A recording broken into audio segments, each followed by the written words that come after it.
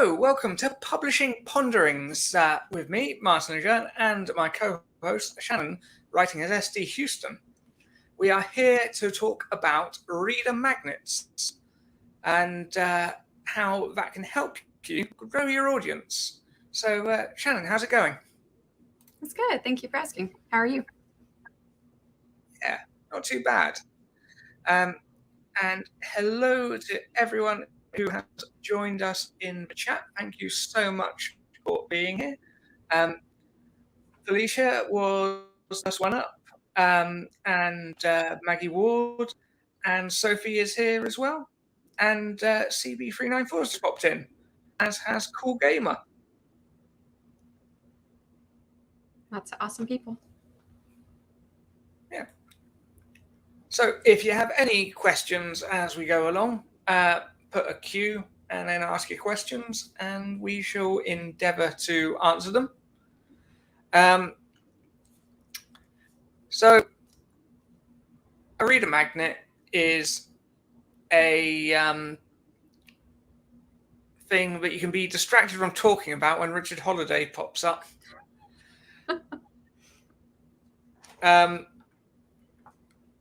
So it comes from sort of like digital marketing and non-author places where people who are trying to build mailing lists for promoting a company or a service might offer something in exchange for a newsletter sign up, such as an information sheet or a white paper. And authors have sort of co-opted this, and quite often it's a short story, or if they have a large backlist, they might give away a whole novel for free as a way to bring new readers in. Anyway, thanks for watching. That has been our talk on reader magnets.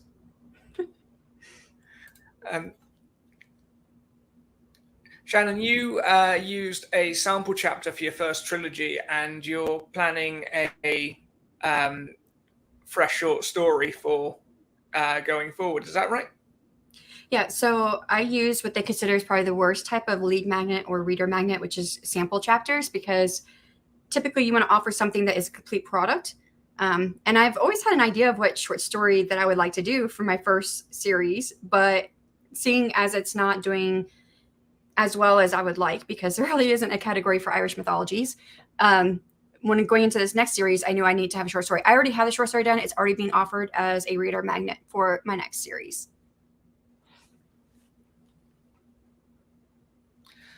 Question from the audience.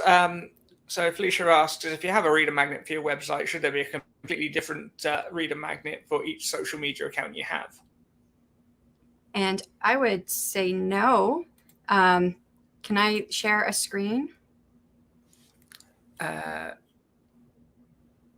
mean, I'm asking you if I can do that. I mean, I know how to do it, but I'm not sure that you've got the ability set up.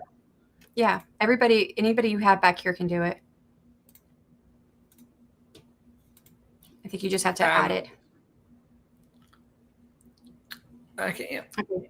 So here's my website, and if you sign up, that's my reader magnet, right? This is actually what I have. You could put this one link into all of your social media, and I have everything people can sign up for. So if you want to subscribe using the short story, you could do that. You want to subscribe using a sample chapter from the book, you can do that. Sample chapter from the other book. And then at the bottom, I put, don't want the short story or sample chapters. Do you just want to sign up? So this is one page that you can make that you put everywhere. Did I show that up, or did it not? It didn't show up, did it? Shoot. Hold on. Let me see. How can I do this? Maybe I gotta share a different screen, because I hit the button and it went somewhere else. It went somewhere else when I hit the button. There we go. That is a very nice looking website you got there.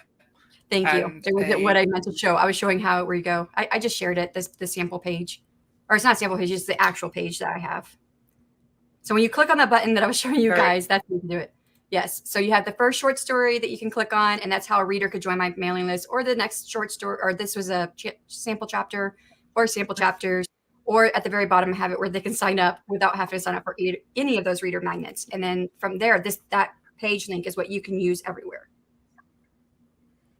Does that make sense? So and like the benefit is to you is getting the readers on your list, which you then can take forward, move to other services, and you're not at the whim of any social media company.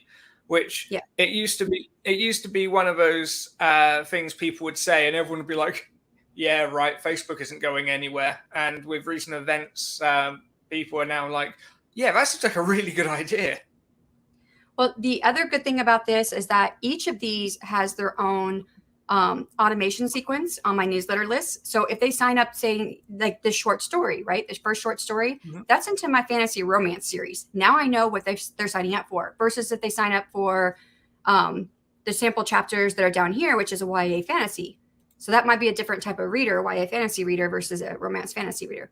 And because I see where they're coming in from, I know that I could probably talk to them in different ways. Does that make sense? Yeah. And where they're coming in from is something that can be really important, because if you know someone has come from finishing one of your books and signed up rather than simply seeing you in a promotion, then they're probably going to be a more engaged reader. Not that readers from promotions aren't great, but they're a cold contact rather than a warm lead. Yeah. And there are authors who I've heard them talking about this that I want to do. I don't have it yet set up because I only have one series out.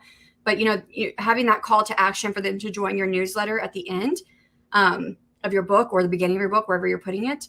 I've even heard of this if you put it at the beginning and the middle and the end of your book, the request to join your newsletter.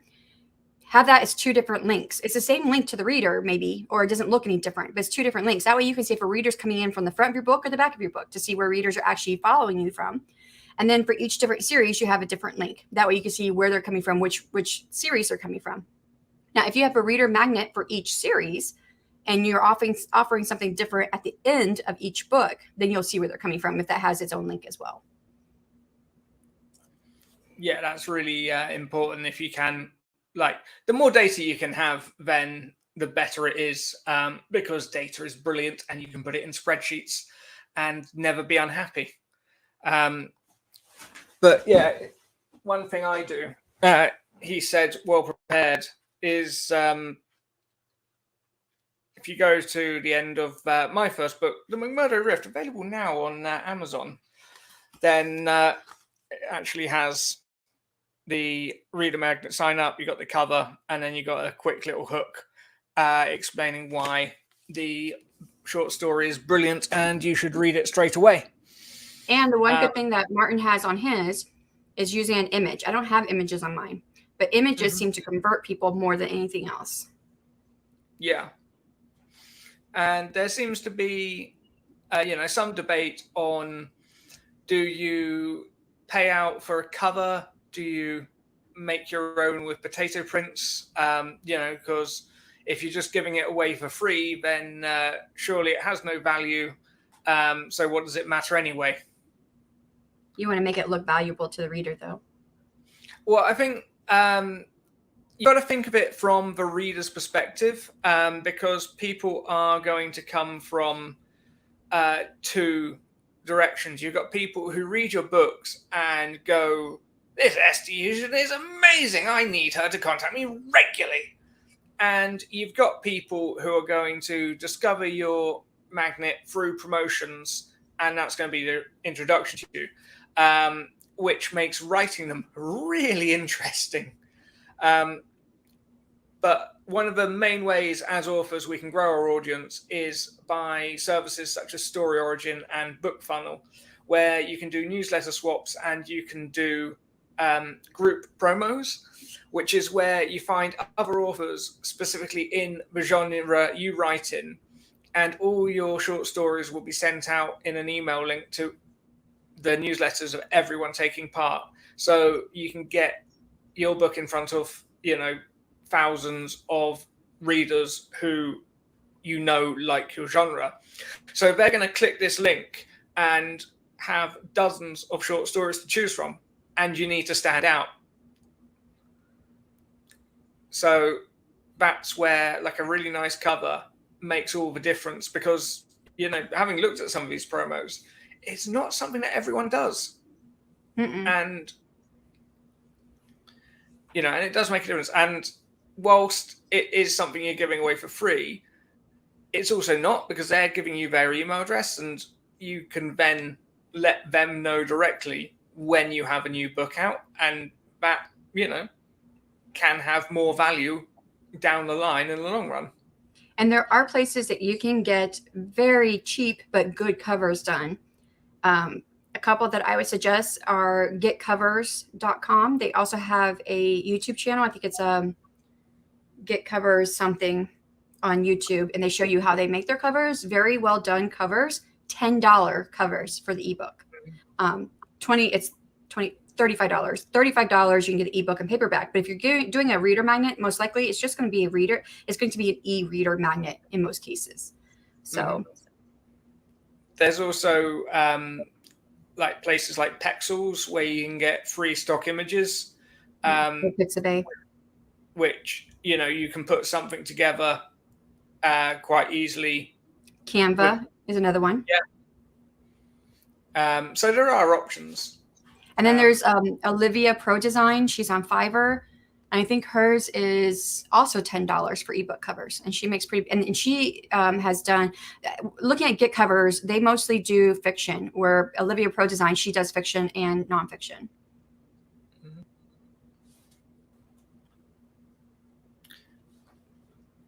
Aw, cheerleader. Yeah, I do send them different emails, because one is getting like the short story for the new series, or one's getting the first 3 chapters of my YA fantasy series book. So it is a different email. And the sequence is very similar, but it's a very different letter or email to the one who has sample chapters, which is an incomplete work, versus one who has a full complete work, which is the short story. For those who have the incomplete work, I'm like, were you interested in this? And I tell them a little bit about you know, my researching into the Irish mythologies. And I was like, if this still interests you, would you like to read the full book? And this is where I pitched them being basically a reviewer. I'll give them a copy of the book in exchange for a possible honest review on different platforms. And if you want more on welcome sequences, then check out the previous video we did last month, where we go into a bit more detail. See, I'm doing this right. You are. Do you have the link to drop in the chat? Of course, just click on the channel, like and subscribe. It's okay, Martin. I'm just playing with you. If I'm lucky, my glamorous assistant Anne will drop it in the chat. Drop. And I do, not to steal your thunder here, I'm so glad you're doing this series, Martin, because I've been wanting to do a series on, or at least a longish video on setting up setting up a newsletter, just to start with. Every respect of setting up a newsletter. I have an hour-long class I made for a women's fiction group that I'm part of, this women's fantasy fiction group I'm part of. And I spent an hour doing a whole class on, here are the different levels. And I went everything from starting at 0 subscribers to, if you already have a good subscriber list, what can you do to increase your subscriber list? And I talked about magnets and all that stuff. So I want to do that on YouTube eventually. It's just going to take a while. There it is. Aw, she's so awesome. She really is. So with your new magnet, how did you deal with the fact that it has to appeal to people who have read the book or have never heard of you? My new magnet, or do you mean the short? Okay, so the short story, right? That book's not out yet for anybody to read. So it is just an intro into my world. So those who what was the question exactly again? How did you write it to appeal to people who are aware, who've read the novel, and those who are coming in cold? Okay, so the first one, right? I'm not writing it to appeal to those who have read the novel because they haven't come in. Oh, okay, so I understand. My mind's skipping here because I know that at the end of my first book, there's going to be a different reader magnet that's offered. So those who come in reading that short story, I assume they don't know who I am. There's not going to be people who are going to come in who haven't got it. Not to say that they won't, because in my email sequence, there is one email in there where no matter who's in what sequence, whichever one they're in, I have like 4 different ones. Doesn't matter which one they're in. At one point throughout there, they're getting an email that says, "Here's all the stuff that's free for my people who are on my newsletter," which includes the sample chapter, for the book about to come out, the sample chapters for my YA fantasy series, and the short story. So when I am done with the short story, that's going to be for the end of the first book, that will also go out to my newsletter subscribers who are already subscribed. So how did I make it? I tried to capture the idea of, well, fantasy, and it is for my fantasy romance series, but it is very short. It's 5,000 words or a little less than 5,000 words. So there's not much of a romance there, but there is a beginning of a romance that's kind of hinted at, sort of, just by body language and gestures and things like that happen in the story. So I don't know. I honestly would go back to basics here, right? I try to make sure I had a good cover, and then I made sure that I had a good like tagline. So I don't remember off the top of my head if I'm going to get it right here, but I'll pull it up. Reader magnets.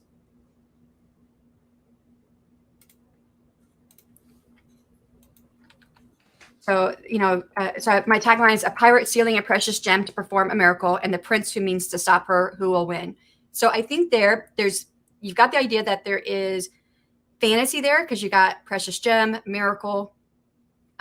With those two combinations, kind of hints to fantasy, and the fact that there is a pirate and a prince, and so it kind of lends to the idea of fantasy romance, sort of. I mean, it's not exact, but I was trying to at least, that magnet's going to be offered in fantasy romance promotions. So, or I'm swapping it with another fantasy author who has a similar audience. So it's all there. It all speaks to the genre and the cover as well. So you make a really good point there that you really want to drill down to your genre. There are some really creative ways you can do stuff that plays with genre or skews genre or goes completely away from what's expected. And this isn't the time or the place. This is, people are looking for something that's completely specific to their interests, and you want to just hold it up and go, "Here it is. This is what you're looking for," in the most clear way possible. I found writing my reader magnet with Rural, it was very much like the movie Serenity, which was a sequel to Firefly, and that had to work as a movie in its own merit, but also was picking up after a cancelled TV show, which left a lot of questions up in the air. And pretty much after I finished, I was listening to a podcast that suggested, having 2 reader magnets, one for people who had read the book and one for those coming in cold. And I think writing 2, which would mean twice as much work, would actually have been easier. But it was a challenge to write, but I think that really helped it in the long run. It was actually the first thing I wrote before my book, and that was a great exercise in world building and a terrible exercise in creating a reader magnet. And then I went back and started planning it, like which character it should be about. Often works well if it's about a side character in your novel. People tend to like something that sort of builds the world out a bit more. Originally, I sort of came up with this idea, which was much more like an episode of The West Wing, which was a lot of people standing around having discussions in rooms, and that's not my genre.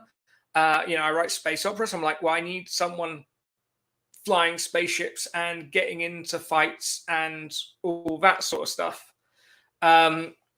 So I completely went back and rebroke it a third time and came up with As It Appears Now, which is all to do with the aliens have an embassy on the main human world, and overnight they just up and leave without any announcement. And our guy gets a heads up that this is happening, and they break in to find out what's going on and why. And of course, if you are curious about reader magnets, if you've not really looked at one before, and you're going to write one, it's definitely recommended that you want to, read some. The best ones are mine and Shadon's, and you can find them in the links below if you sign up to our newsletters. I'm so good at YouTube. There's been a lot of great questions have been asked. Haven't there just? Let's get to some of them.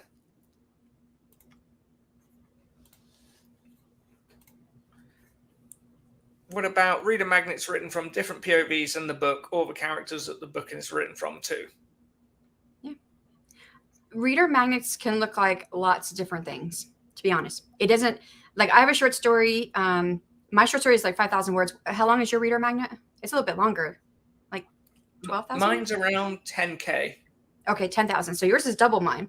So reader magnets could be a full book. It could be a short story. It could be a prequel of some type. It could be a novella length. It can be a sample chapter. It could be one like here's one that I've seen a lot. One chapter taken from the book that you just wrote.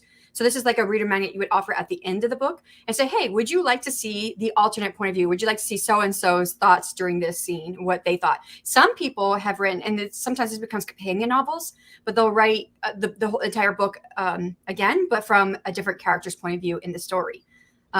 Especially if you have, and I've heard authors talk about this, if you have like a side character that people have really gravitated toward, they really like that side character, but you're never in their point of view, that would be a great reader magnet to write.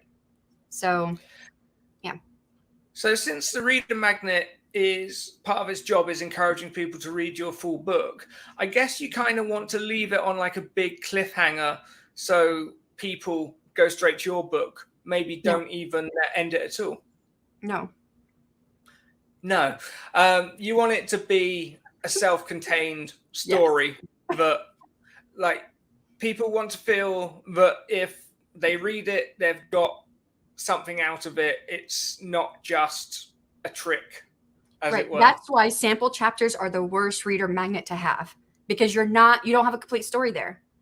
So you're hoping that those sample chapters are powerful enough that they're going to pull people into wanting to read the full book. Either they're going to join your newsletter list or they're going to buy your book. And to be honest, most people get to the end of sample chapters or short stories they thought that were going to be ending, and they're mad that now they have to buy the book to find out the rest of the story. That's what happens the majority of the time. It's the same with first in series that don't really finish and just stop. You get that same sort of reaction. Yeah. I'd always heard that sort of 10 to 20K was the kind of sweet spot of something big enough that it feels like its own thing. But that's thinking about if you're writing a story. You don't always have to do a story. You can do there's several in our community who are writing from the perspective of like a baker.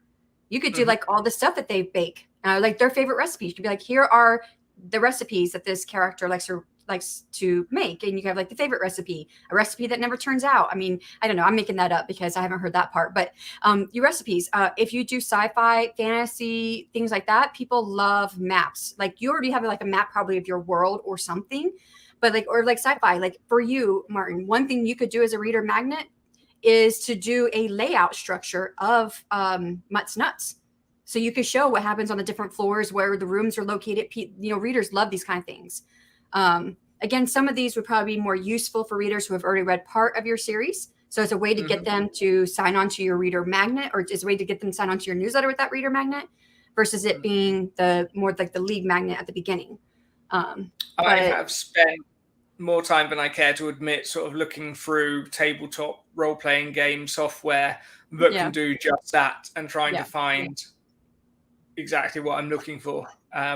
if you write murder detective kind of like stuff, oh shoot, I had it on top. It was on the tip of my tongue.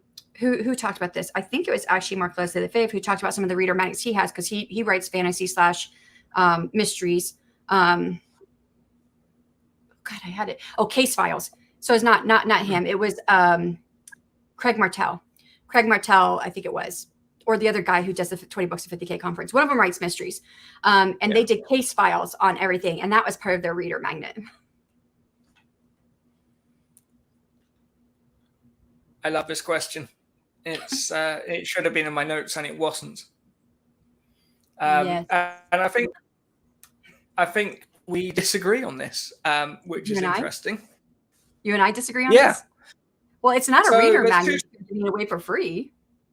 There's two schools of thought, which is one, you only ever put your reader magnet on your newsletter, and the only way they can get it is by signing up. It's like Netflix only putting their shows on Netflix. The other school of thought is you give your reader magnet away for free with your newsletter, but then you put it up for sale on the usual sites for 99 cents or, depending how long it is. But I don't think that answers the question she's asking, because I know you and I disagree on that part. Yeah. We can disagree on this too. We don't have to limit ourselves. Oh. Dream big. Yeah, but I mean, what are your thoughts on this specific question, though? Do you ever give out your reader magnet just to give it away without ever asking for anything? I mean, technically no, but Anne knows that I just did, so she will call me out on that. But that was one very specific case. I was gonna say, I mean, there are probably like cases where you might, especially if you have like someone coming onto your team to be an ARC reader, you might give them stuff that's part of the series that is part of your reader magnet, or something that they don't have to have it to know about your series, but it's nice additional information or something like that. And or if you're like, hey, give me your thoughts about this, that kind of stuff, maybe. But I wouldn't ever make a reader magnet with the intention that is just going to be completely free and give away to everybody. I don't think it's called a reader magnet at that point. No, it's more of a reader freebie. It's a freebie. Missile. There are people who put their stuff up like on Wattpad, Inkit. It's free. It's free for people to consume, and those can lead to conversions to your newsletter list and or buying your stuff. But that's not your intention. It's not your intention to be a reader magnet at that point. It's a different intention. Why is it a good idea to put your reader magnet up for sale? There are people who will never want to sign up to your newsletter list. They'll buy your stuff, but they'll never sign up because they don't want to be part of newsletters. And so in order to like maybe capture those people who will buy everything from you, but will never be on your newsletter list, you can always put it up for sale. I always suggest that, and I've never had a decent reader magnet to put up there until now with my short story, but I'm not putting it up yet until after my Kickstarter is over. But I always knew that with like my short story that I'm writing as a reader magnet, and I'm writing another short story after the book, that those things I'm going to put up for sale on Amazon for those who will never ever want to be on my newsletter list, but who will buy everything from me. It's also what I would suggest people do is, people can preview your work before they buy it, right? Usually you can see the first like 10% or whatever it is, right? Wherever you're at 30% in some cases. You put right up front, hey, you can get this for free if you sign up for my newsletter right now. That way people have the choice that they've never known you and they see it and they want it. They can say, oh, I can sign up and get it for free, or I can pay for it.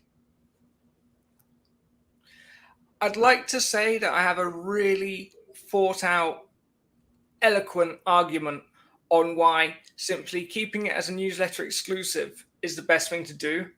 But if I'm being honest, and you guys are all my friends, and I feel like I have to be honest, I don't want to put it up on Amazon and have it be all my series listings change so it says McMurdo Rift 0.5 or whatever, which is what always happens when you add short stories in between series books. I wouldn't. I would not put it as part of your series. I'd put it as its own thing. And then you can always get the thing of, do I need to read that one first? What do I do? And anything. So what I've done, like for for the Clash of Goddesses series, in my description, at the bottom of my description, I've now added the reading order. Not that it would be hard with my series because there's a book 1, 2, and 3. But say if you do have like in between short stories, you could put that at the bottom of your description on the website of Amazon or wherever it's at. And I've seen that. I've seen lots of authors do that. They put the reading order at the bottom.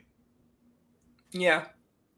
I've heard of, authors doing that where they have like spin-off series, which are sort of like side entries, or they put in prequels later on. And I think anything you can do to make it as intuitive as possible to the reader is in your best interests. Unless you're really big with a built-in fan base who is as passionate about your stuff as can be, and enjoy figuring that sort of thing out. Whereas if you're starting off, then it's much better to just make it easy for them. And a lot of authors will put on their website the reading order. And they actually do two things.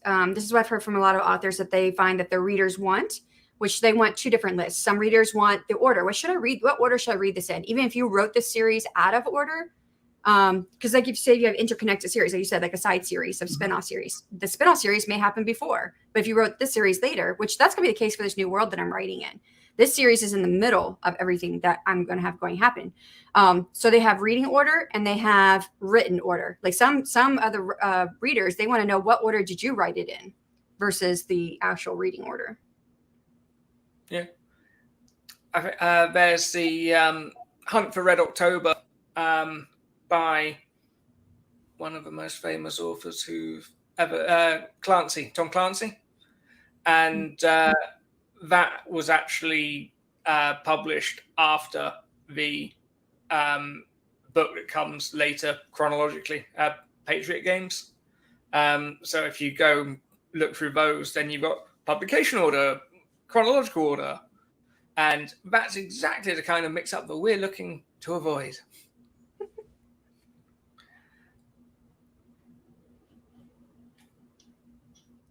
And there's a Felicia question asked, for you. Yeah. Oh, yeah. Okay. Can a reader magnet be a principle or a puzzle or some kind that provides details of the main character? Yes. I would say why not? Why not? The more inventive you can get, the more it might appeal, right? But what I would say is one of the biggest uses of your reader magnet is getting into promos, and they can be quite specific in wanting an original short story. So by all means, do these things. And it depends on your genre, on your audience, what you think will appeal to them. But and there's nothing to say, you have to do one thing and get it right first time.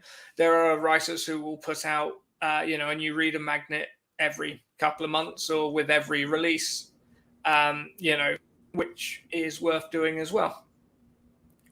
Yeah. And one thing that I plan on doing is that for this new series I'm writing, I'm going to have a new reader magnet at the end of every story. And those can be short stories on their own. I plan to put all of these up eventually for sale on Amazon.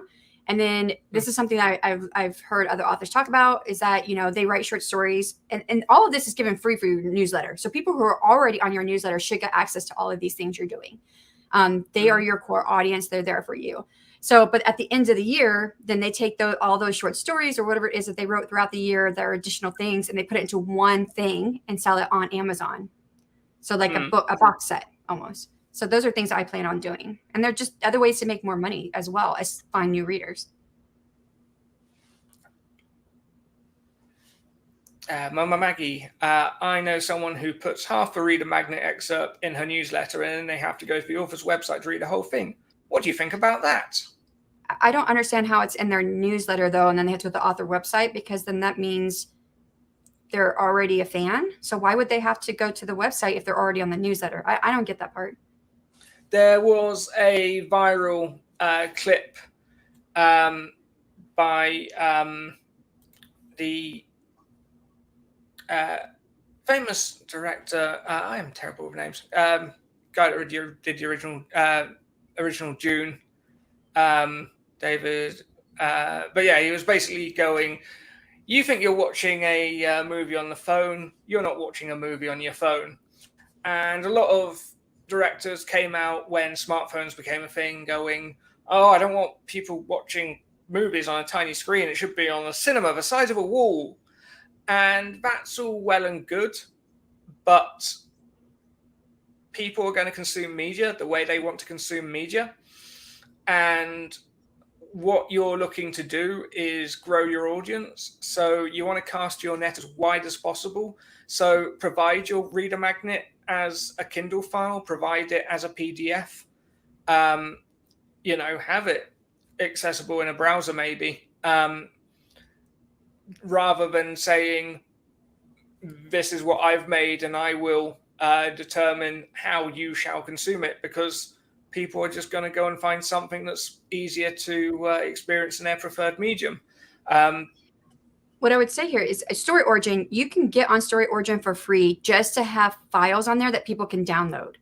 So like if you sign up for Story Origin account, the free account, say you have a short story reader magnet, you could put it on there. You can put the PDF, the MOBI file, which is going to be out of service eventually, and the EPUB. You can put all three files up there. And that way in your newsletter, then you can say, hey, I got a free short story for you guys. Go here and go grab your copy. So that's the only thing I can see about sending someone off to a different place to go get it is. And the thing about Story Origin that I really love is that you get one page, it's one link with all three files. And not only that, there are download instructions for each file. So like you don't have to be the one telling your reader how to download it and get it loaded into their Kindle or whatever it is that they're going to do. Everything's right there. And if they have any questions, there is a help line for them to call. So they're not calling you or trying to email you for more help to get that document. And that's all free through Story Origin. David Lynch was the name I just blanked on. The other thing I've seen a bit of recently from larger authors, and this is by no means a recommendation, is they actually provide the reader magnet in audio. Yeah, I want to do that too, actually, but I haven't had a chance to do it yet. If you're able to, it's great, but it's by no means a necessity. But yeah, reader magnets, it's about making it as easy as possible for the reader to fall in love with everything you're doing.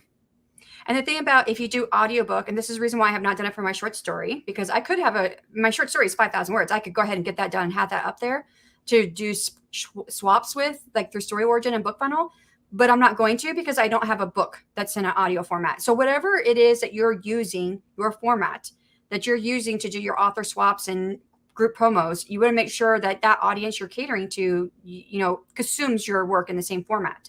So, if I did my short story as an audio format, it would be just something I would give away to my readers. It wouldn't be a reader magnet until I have my book as also an audio book. Mm-hmm. Yeah. If you're attracting audiobook readers, listeners, then if you don't have, an audio book, then that's just going to be frustrating all round. They have nowhere to go from there. No. Because they may not want to buy the ebook or the paperback. They want the audiobook. Yeah. Because audiobooks are awesome. Yeah, for those who can understand them. Because I'm partially tone deaf, I can't always understand most narrators. So. Anne asks, do reader magnets have to be exclusives? I mean, yes, what does it mean by exclusive? So if you're doing a reader magnet to get someone on your reader list, you're not going to want to offer it free anywhere just to give away, because you're not getting, then you lose the purpose of the reader magnet, which is to get people to sign up for your list. I don't know. She does a side chapter story every month. Her fandom can access previous ones when sign up to website. Oh, it's a website membership. So, okay, there are people who are doing this now, because you can do this through Substack, where you can do like a newsletter that is for just people who are free on your site, and you can have an additional content that people have to sign up for, which usually comes with a price. So I don't know. There's a pros and cons to this. I would not I would not want to offer part of a story in my newsletter and say, go sign up now and pay for this to get the rest of it. That's not something I would want to do unless I would not call that a reader magnet. That's you just selling your book. That's the same as me putting like the first chapter into my newsletter and saying, hey, this book is going to be on Kickstarter next month. I'd love for you to support me. That's what that's all about, right? That's not really a reader magnet. And if you haven't, then feel free to head over to Kickstarter and support Shannon. Oh, thank you. But yeah, giving away short stories is a great way to engage your audience. But, some may well be up for supporting you with ongoing projects like that. And, as long as you're not doing anything that excludes anyone, then, try it out. Try doing short stories for 99 cents or a couple of dollars or euros or currency of your choice. And, see what, depending how engaged your audience is, that can really work. And if you don't feel that you're getting enough reads, then the advantage of giving them a free story to keep them engaged, has benefits all of its own.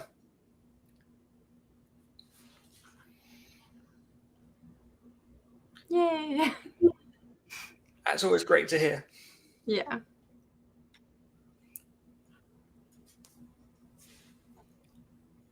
I wouldn't say. Answer, but I'll let you go first. Oh no, I'm just guessing. I'm going to sound silly now. I can go if you want me to. I would say the only con. Go ahead. Sorry. No. I would say the only con is to the author. If you're giving all of your reader magnets for free to your newsletter people, they're going to feel like they've hit the lottery, especially if they love your writing. Now it's on you to keep track of all of it. I would look at using your magnet as part of your marketing tool. And, if you can put a new magnet out to channel people to a new book, especially if you're starting a new series, and especially if you're doing like Shannon's doing, where you're switching genres, then you'd want a new magnet to funnel people to the new project. So if you're just coming up with new magnets for new magnets' sake, you risk diminishing returns. But a lot of authors will have 4 or 5 different magnets that they'll be looking for swaps for. Because the other thing is, if you're using these promos to grow your audience, after a year or so, you will start to saturate the available swap opportunities, and a new magnet will then keep you fresh to those same newsletters as you, who might have already seen your titles before. I would also add, I just signed up to, if you guys know Courtney from the Courtney Project here on YouTube, I just signed up to her newsletter because she had said something. I wanted to see how she was doing it. And then I think Andrea Pearson does this too. So they both write in romance, or Andrea Pearson also has fantasy, but she also has romance. And so they have made reader magnets, both of them in the romance side, I think it is. I think if I remember right, if Courtney said this, I may be misremembering Courtney's name. I think it was Andrea. I was thinking more of this. That reader magnets all say it's just all in romance. But like any genre, it has tropes. So like one of her emails would say, hey, are you, and I'm making this part up because I don't remember what it was exactly. Do you love cowboy small town romances? Check out this story and see if that goes into this series or whatever. And then the next newsletter might say, hey, I have a series that is on, she does doctor, I don't remember what she called it, but the trope is something to do with doctors and romances with doctors in a small town or something like that. No, it's not small town. Maybe it's big city, whatever it is. So then she said, here's a reader magnet for that. She didn't say it in those terms. We know what that is as writers. But for the readers, she's like, hey, if you're interested in this type of, and she, place trope here. Here is a short story that delves into my world or whatever, and then that can lead them into buying that series, if that makes sense, or whatever it is, that book, that whatever that trope goes with. Did I make sense? I feel like I did make sense. Yeah. Okay. I also Hooray, questions. That means I don't have to vamp.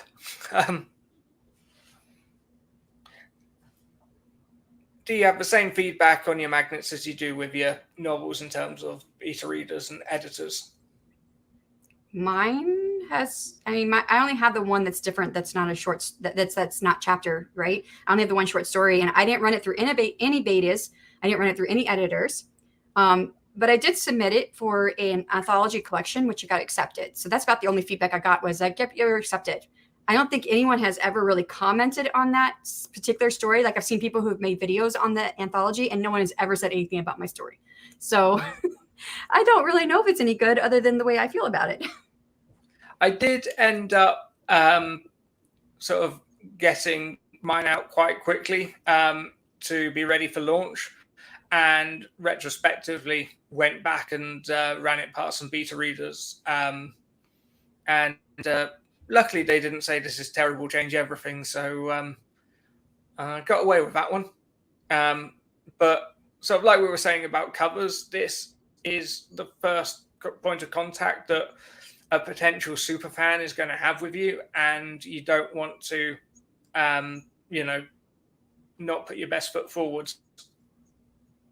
Now, my new email sequence I've built, because I've revamped my email sequence from what it was just even a month ago. And my short story is rather new. So I had to build that email sequence. And in that, I do ask, I mean, I have one whole email dedicated to here's the short story. Let me know what you think. And then the next one I say, hey, what was your favorite part? Here's my favorite part of the story. I'd love to know what you think. And I haven't had anyone respond to that yet. So maybe eventually I'll get some feedback on it. I think I only have like 46 people in that sequence right now. So my most common response is either, oh, I've not read it yet, or oh, where can I leave a review?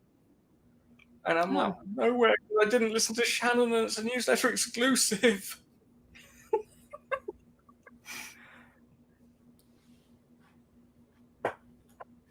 This is a really good question. Do you put your backlist in your reader magnets? And so I think, go ahead. Sorry. You were talking. No, yeah, but I tend to just jump in, and you're a little bit more deliberate in your speech, and so I just kind of take over. So you can go ahead. What I do is I actually have the first 3 chapters of my first in series at the end of my reader magnet, because there's no harm in they've been warmed up, and hopefully they'll then decide they like it.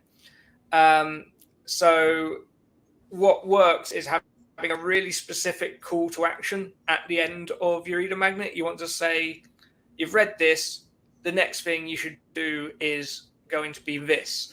Whether it's getting them onto book 1, getting them to subscribe to you on social media. So it depends what your goals are. But you want to give like one clear call to action, and there's a school of thought that you can get away with like 2, or put something else on the back. But usually you want to say, if you like this, there's one of these as well. So my reader magnets before were just the first 3 chapters for my first book in my trilogy, and then at the end of that, I said, would you like, at the end of that one, I don't think I have anything, because I think when I created that, I didn't even have the second book written yet. So, but then at the end of that book, I do say, here's the first 3 chapters, or here's where you can go to get the first 3 chapters of the next book. So again, not the best sequence to have to get people on your list. I have had people sign up with those, with the worst reader magnets you can have. I've had people sign up. So it's not like it doesn't work, but it's not as good as it can be. With my short story, heck yes. I put my backlist, and I put what my other books that are coming out. I already know my next 2 book titles. So I put those in there, and I put, I put coming soon, and I put the dates. So like for the second book, I had put, I think, 2023 to 2024, because I know I'm going to probably have it ready by the end of this year. I know now that it's going to be 2024. It's going to come out February. And then the next book, the third book, I'm hoping it's going to come out in 2024. And I put coming soon 2024. Titles are so hard. Yeah. Well, I've Why can't we just, huh? why can't we just give books colors?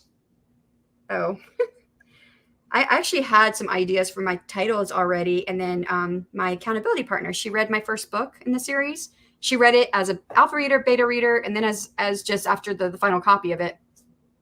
And she was like, "What are you calling the other books?" And I said, "Well, this is what I've kind of come up with." She's like, "I don't like those. How about this?" And she told me, she's like, "Yeah, those are better than mine."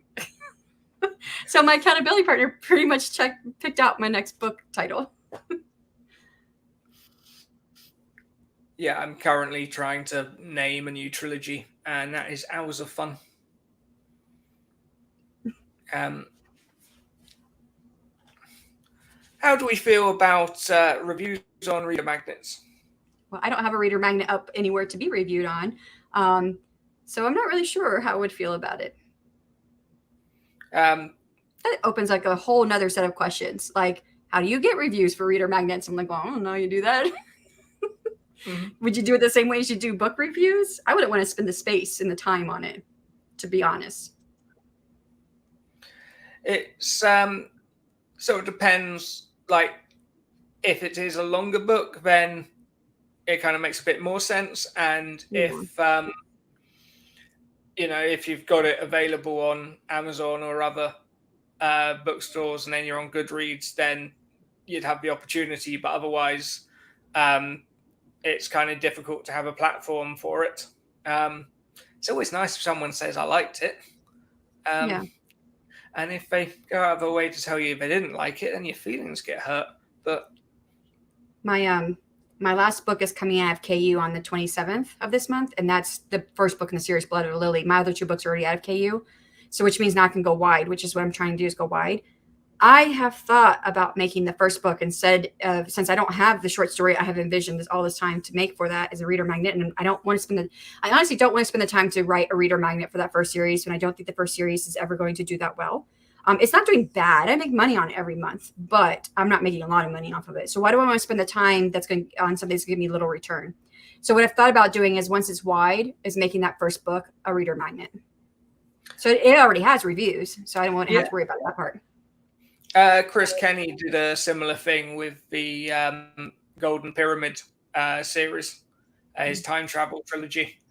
There was an author who I'm subscribed to who have just taken their books out of KU, and they sent their last newsletter before it went out. They put a note saying, "This is coming out of KU. If you are in KU and you want to read them, download them, keep them on your Kindle, and read them at your leisure." I sent a similar email back when I first had decided to pull everything out. I told them by the end of July everything would be out. So, and I did notice an increase in page reads after that. Yeah. Not that that was my intention, because I'm planning to pull them out regardless. So.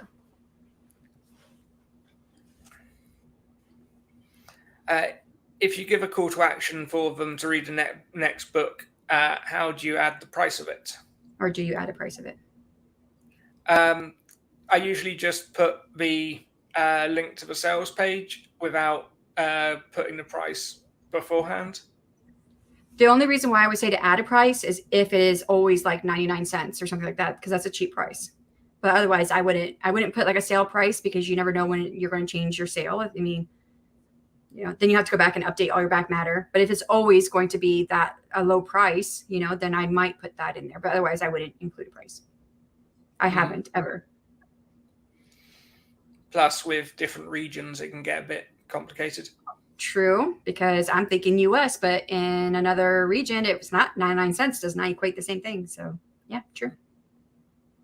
It's quite funny if you look around like the UK listing, you can see the people who've just clicked like put a dollar price in and click to keep it the same, and you end up with things at price like $8.85. Yeah.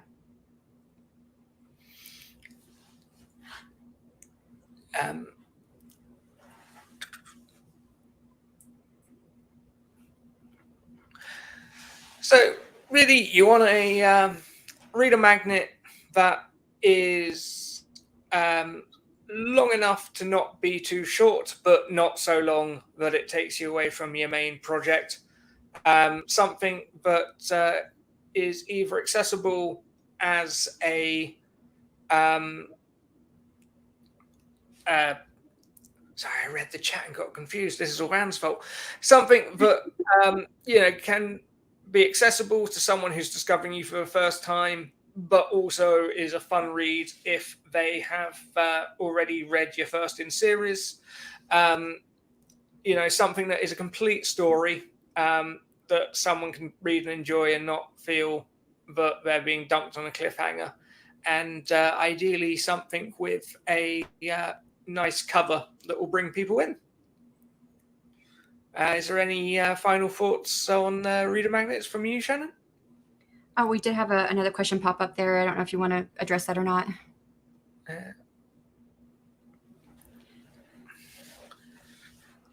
String and how long is a piece of? I'm sorry, I didn't catch what you said. How long is a piece of string? A piece of string. Oh. So for my reader magnet for my new series, it was a short story. I knew it was going to stop at 5K because I knew I was going to first put it in the anthology. I was going to submit it as part of the anthology, and then I was going to increase it later. I don't do a lot of planning initially, like on paper. I don't do outlines and stuff like that. I thought about it for a good 2 months in my head, thought about different storylines, what I wanted to do. And then over a 15-day period, I just jotted down a lot of notes, and I did some world building, and I just made a bunch of notes. And then when I sat down to write the story, I spent 2 days writing it and editing it, and then I sent it off to the anthology. So not a whole lot, but now I've been making it longer to the prequel novella, which is pretty much done. It's just adding the naughty bits that I haven't done yet because I haven't done anything like that yet. So I still had to invest a little bit more time, and that's taken me a couple weeks, but I'm not spending a whole lot of time on it. I'm spending just a very little bit of time. So not a whole lot. My reader magnets before that were chapters from my books. So they didn't take a whole lot of time at all. How long does it take you to do a withdrawal? And you said you revamped it a couple times too, didn't you? Yeah, so I think I wrote a draft over a course of about a week, and then about a year later, basically completely page one rewrote it, and that probably between concept and having a finished thing was about 3 or 4 weeks. It's sort of it's difficult to say. It depends how much time you have for your writing and how fast you write. There's a fine line between not rushing it and not getting caught up that you delay your main series. But I think the takeaway is it's one of the central pieces of your marketing and should be treated as such, but it's not your main series. And that is what you want to focus on as well, which is nice and contradictory. And that kind of answers a little bit like, well, if you take the important piece out of there, the next question or the last question that Anne-Sophie, is, if you didn't have one, should you write one even if books are all published? How much time should you invest in your reader magnet? I think this all comes down to return. What's your return? Should you invest a lot of time in your reader magnet? Well, if your series is doing really well, getting that reader magnet could be very, very beneficial. But like I said, for like my first series, it does it. There's no really big market for Irish mythology. It sells, but I make $20 a month on it if I'm lucky, and not making much money. At this point, it's not worth my time to write a true reader magnet for it. In that case, if you have books out and it's selling, but it's not huge and it's not really worth your time to invest, I would still do like just sample chapters. It's the worst type of reader magnet to have, but you'll still get people who will sign up using those sample chapters. And then you have the opportunity to convert those people into wanting to read the full book and possibly leaving you a review in exchange for that free novel. Or they go buy it. Yeah. In terms of how early should you do it, you can't do it too early. It's all about letting people discover your writing and get on board with the newsletter. I really thought that having no book out would be a massive issue for people, but when I started promoting it fully, that wasn't the case at all. And It's a good way to get people on your mailing list without having a book. Yeah, absolutely. But it's not something you can start early enough, really. And it's just a really powerful way of getting your brand in front of exactly the sort of people who are going to enjoy it, which is very few and far between in publishing.